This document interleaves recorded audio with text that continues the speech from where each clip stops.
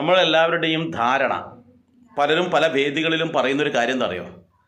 ബ്രഹ്മദേവന് എന്തുകൊണ്ടാണ് ക്ഷേത്രമില്ലാത്തത്? മറ്റുള്ള എല്ലാ ദേവീദേവന്മാർക്കും ക്ഷേത്രമുണ്ടല്ലോ. ശിവനുണ്ട്, വിഷ്ണുവിനുണ്ട്, അതുപോലെ ശാസ്താവിനുണ്ട്, ദേവിക്കുണ്ട്, ഗണപതിക്കുണ്ട്, എല്ലാവർക്കും ക്ഷേത്രമുണ്ട്. പക്ഷേ എന്തുകൊണ്ടാണ് ബ്രഹ്മാവിന് മാത്രം ക്ഷേത്രമില്ലാത്തത്? ബ്രഹ്മാവിന് തിരുനാവായയിൽ ഒരു ക്ഷേത്രമുണ്ട്, അതല്ലാതെ മറ്റെവിടെയും ക്ഷേത്രങ്ങൾ കാണുന്നില്ലല്ലോ എന്ന് ചിന്തിക്കുമ്പോൾ നമ്മൾ മനസ്സിലാക്കേണ്ടത് എന്താണെന്ന് വെച്ചാൽ, ഈ ബ്രഹ്മാവ് എല്ലാ ക്ഷേത്രത്തിലും കുടികൊള്ളുന്നു എന്നുള്ളതാണ്.